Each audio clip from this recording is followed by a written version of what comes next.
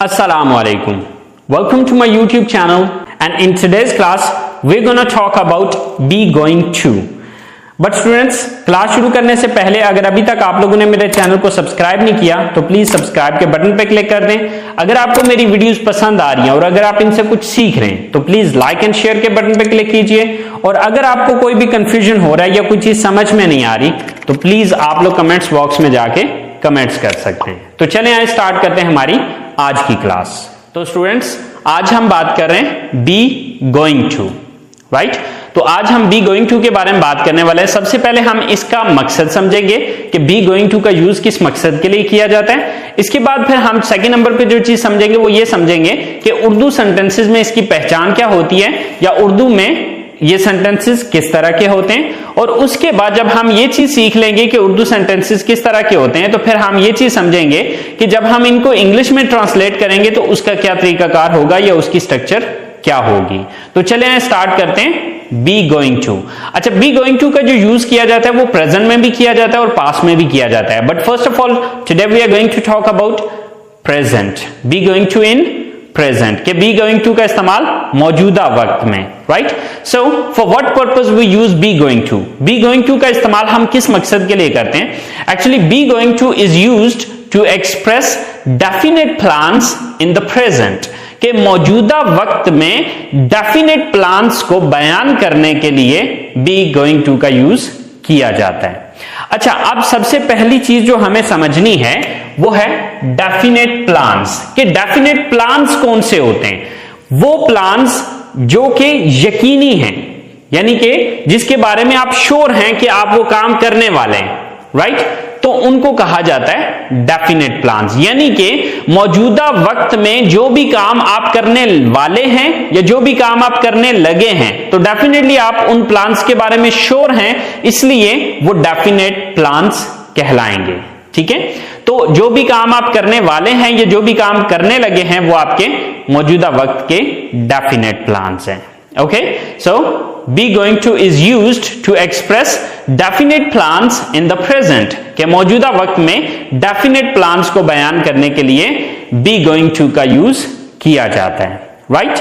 अच्छा, अब उर्दू में इसकी पहचान क्या होगी या कैसे पता चलेगा कि ये be going to modal verb या बी गोइंग टू का सेंटेंस है। So just keep in your mind कि उर्दू जुमलों के आखिर में वाला है, वाली है, वाले हैं या लगा है, लगी है और लगे हैं वगैरह आता है। ठीक है, मिसाल के तौर पे मैं कहता हूं कि जी वो घर जाने वाला है या वो घर जाने लगा है, राइट। हम अपनी क्लास शुरू करने लगे हैं या हम अपनी क्लास शुरू करने वाले हैं। वो खाना खाने वाली है, वो सोने वाले हैं। लाइक इस तरह के जितने भी सेंटेंसेस हैं ये सारे बी गोइंग टू के हैं। Okay, so I hope so आपको ये चीज समझ आ गई होगी। अच्छा, अब ये चीज जब क्लियर होगी तो अब इसके बाद हमें ये चीज देखनी है कि जब उर्दू सेंटेंस हमारे पास मौजूद है तो उसको इंग्लिश में ट्रांसलेट किस तरह से करेंगे। So for making Urdu sentence what would be the structure of be going to? It would be first of all subject, then is MR.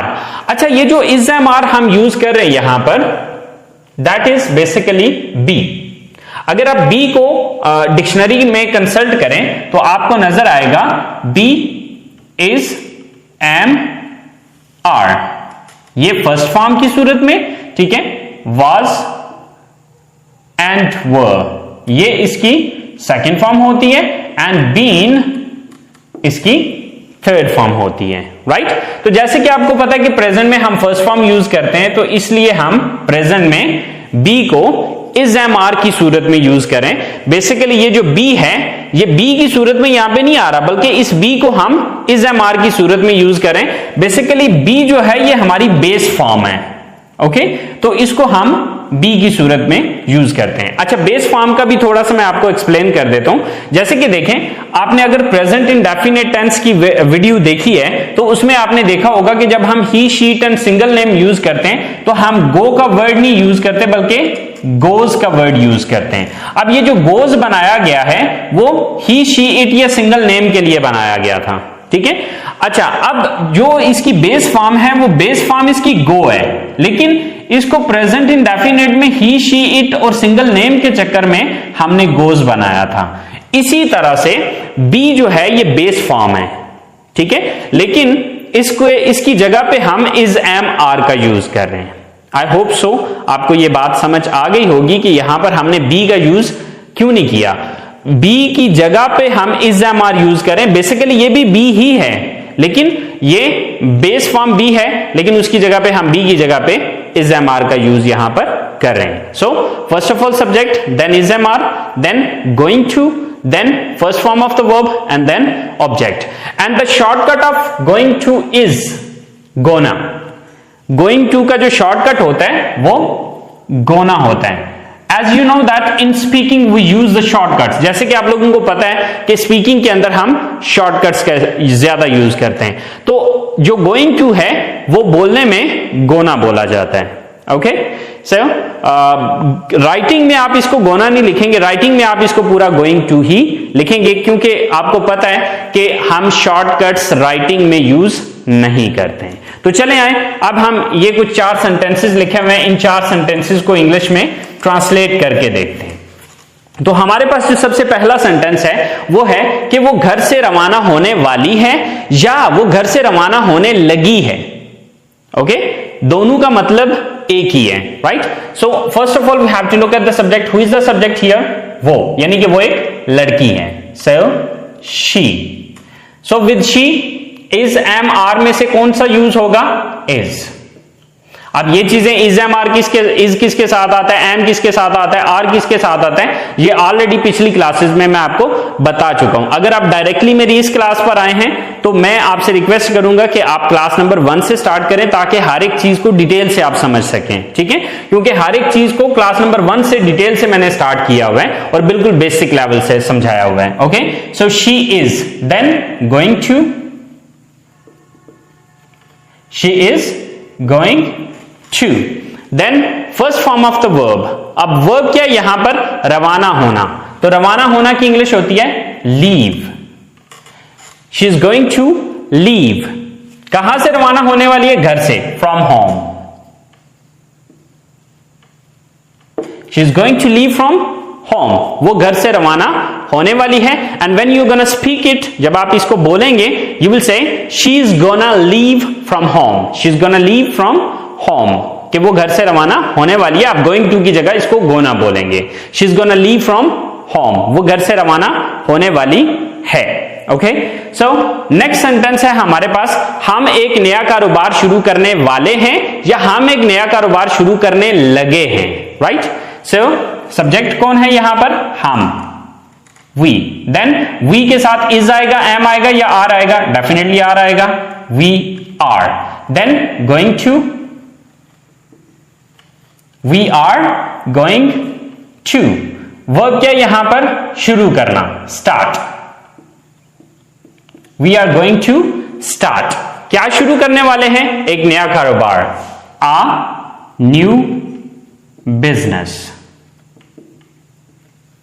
So we are going to start a new business या we are gonna start a new business, कि हम एक नया business शुरू करने वाले हैं या एक नया कारोबार शुरू करने लगे हैं, right.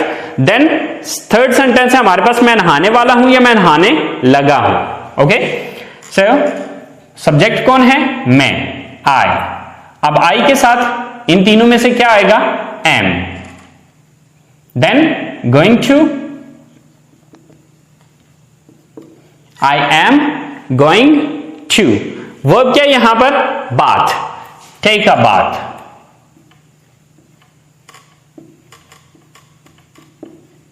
I am going to take a bath या I am gonna take a bath. अच्छा, आप इसकी जगह पे सिर्फ बाथ भी लगा सकते हैं, ठीक है। टेक अ बाथ का मतलब भी गुस्ल करना होता है या नहाना होता है, ठीक है। इसकी जगह पे अगर आप सिर्फ बाथ भी लगाते हैं, लेकिन स्पेलिंग में चेंज आ जाएगा कि वो BATHE हो जाएगा, बाथ, ठीक है, क्योंकि नहाना की इंग्लिश BATHE, बाथ ये भी होती है और टेक अ बाथ भी होती है, यानी कि दोनों ये एक ही मतलब देंगे। आप चाहे तो टेक अ बाथ लगा लें, चाहे तो आप बाथ लगा लें, लेकिन अगर आपने सिंगल बाथ लगाना है तो फिर BATHE हो जाएगा। Okay, so I am gonna take a bath, मैं गुस्ल करने लगा हूं या मैं गुस्ल करने वाला हूं। Okay, so the last sentence is कि वो अपनी क्लास शुरू करने वाले हैं या वो अपनी क्लास शुरू करने लगे हैं, राइट। सो सब्जेक्ट कौन है? वो, यानी कि वो ज्यादा है, दे। देन इज एम आर में से कोई एक चूज करना है तो डेफिनेटली दे के साथ आर आएगा, they are. Then going to, they are going to, क्या करने वाले हैं? शुरू करने वाले हैं, start. They are going to start, क्या शुरू करने वाले हैं? ऑब्जेक्ट क्या है? अपनी क्लास। तो अब अपना अपनी अपने की इंग्लिश दे के ऊपर डिपेंड करती है, so there, they are going to start their class, they are going to start their class, या they are gonna start their class. So students, ये हमारा बी गोइंग टू प्रेजेंट में पॉजिटिव सेंटेंसेस हैं। तो बहुत simple है, बहुत easy है, कोई लंबी चौड़ी कहानियां कोई नहीं है।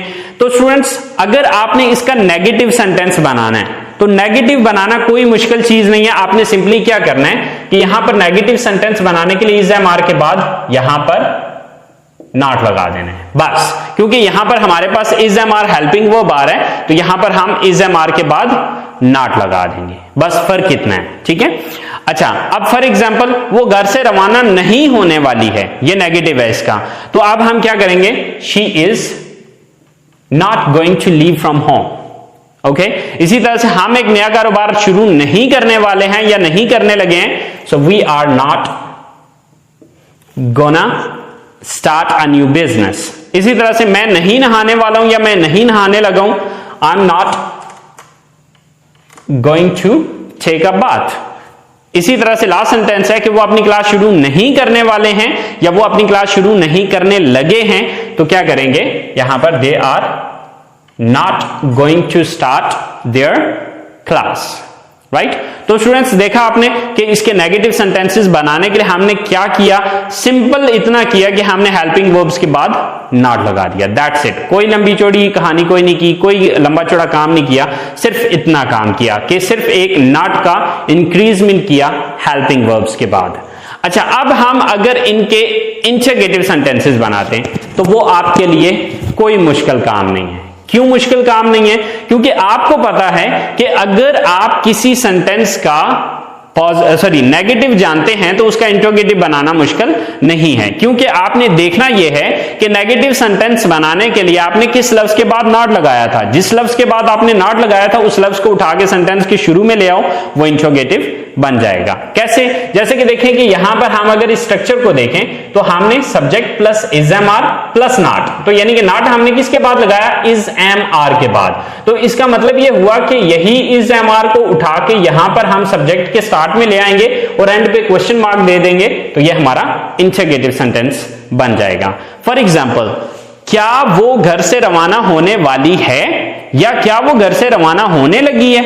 अगर मुझे ये सेंटेंस बनाना हो, इसका सवाल बनाना हो, तो मैं यहां पर क्या करूंगा? इस इज को उठा के यहां पर ले आऊंगा और इस नॉट को यहां से खत्म कर दूंगा, ठीक है। इसी तरह से क्या हम एक नया कारोबार शुरू करने वाले हैं या क्या हम एक नया कारोबार शुरू करने लगे हैं? अगर हमने ये सेंटेंस बनाना है तो इसके लिए मैं क्या करूंगा? इस आर को उठा के वी से पहले ले आऊंगा और इस नॉट को यहां से खत्म कर दूंगा, ठीक है।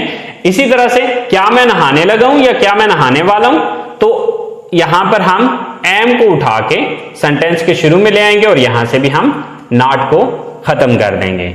और क्या वो अपनी क्लास शुरू करने वाले हैं या क्या वो अपनी क्लास शुरू करने लगे हैं? अगर ये सेंटेंस है तो यहां से भी हम नॉट को खत्म करके आर को उठा के सेंटेंस के शुरू में ले आएंगे। तो स्टूडेंट्स, आपने देखा कि कितना इजी है, कितना आसान है। बस वो कुछ टिप्स हैं जो कि मैं स्टार्टिंग की क्लासेस में ऑलरेडी आप लोगों को बता चुका हूं, बड़ी डिटेल के साथ ये चीजें समझा चुका हूं। तो अगर आपने स्टार्टिंग की क्लासेस ली हुई हैं तो मेरा ख्याल है कि आपको इन चीजों को समझने में कोई इशू नहीं होना चाहिए। तो स्टूडेंट्स, ये था हमारा बी गोइंग टू का यूज प्रेजेंट में। इसके हमने पॉजिटिव सेंटेंसेस भी देख लिए, इसके हमने नेगेटिव सेंटेंसेस भी देख लिए और इसके हमने इंटरगेटिव सेंटेंसेस भी देख लिए। अगर आपको इसकी समझ नहीं आई है तो प्लीज आप लोग कमेंट्स बॉक्स में जाके मुझे बताइएगा। तो आई होप सो आपको बी गोइंग टू का पता चल गया होगा। फिर भी अगर कोई चीज नहीं समझ आई है तो प्लीज आप लोगों ने कमेंट्स बॉक्स में जाके जरूर बताना है मुझे, ठीक है, ताकि मैं फिर अगर कोई कंफ्यूजन है या कोई प्रॉब्लम है तो फिर मैं इसके ऊपर एक डिटेल्ड क्लास बना दूं। Okay, so students next class तक के लिए मुझे इजाजत दीजिए, दुआओं में याद रखिएगा। अल्लाह हाफिज।